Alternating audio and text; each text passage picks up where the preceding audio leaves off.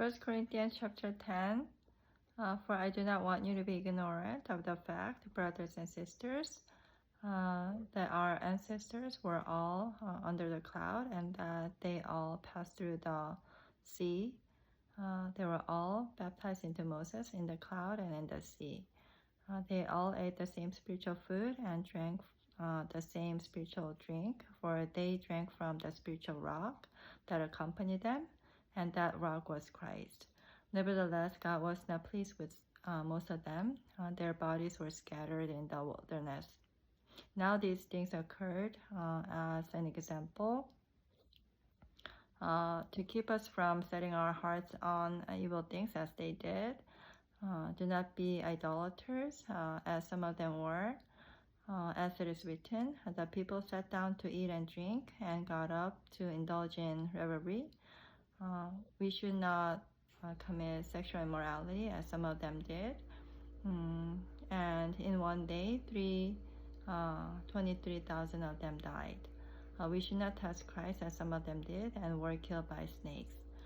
Do not grumble as some of them did and were killed by the destroying angel.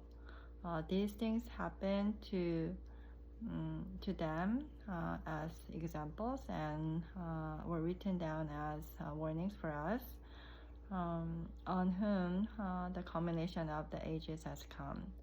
So if you think you are standing firm, be careful that you don't fall. No temptation has overtaken you except what is common to mankind.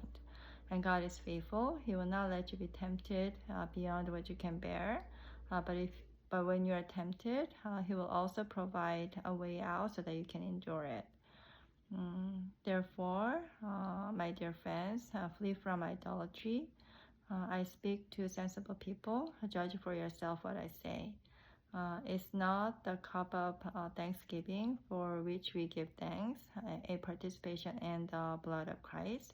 It's not the bread that we break, a participation in the body of Christ. Because there is one loaf, we who are many are one body, for we all share the one loaf. Consider the people of Israel. Do not those who eat the sacrifices participate in the altar. Do I mean then that food sacrificed to demons is anything, or that do I mean that food sacrificed to an idol is anything, or that an idol is anything? No, but the sacrifices of pagans are offered to demons, not to God. And I do not want you to be participants with demons. You cannot drink the cup of Lord and the cup of demons too. You cannot have a part in both the Lord's table and the table of demons. Are we trying to arouse the Lord's jealousy? Are we stronger than He? I have the right to do anything, you say, but not everything is beneficial. I have the right to do anything, but not everything is constructive. No one should seek their own good, but the good of others. Eat anything sold in a meat market without raising questions of conscience, for the earth is the Lord's and everything in it. If an unbeliever invites you to a meal and you want to go, eat whatever is put before you without raising questions of conscience. But if someone says to you, this has been offered and sacrificed, then do not eat it, both for the sake of the one who told you and for the sake of conscience. I'm referring to the other person's conscience, not yours. For why is my freedom being judged by another's conscience?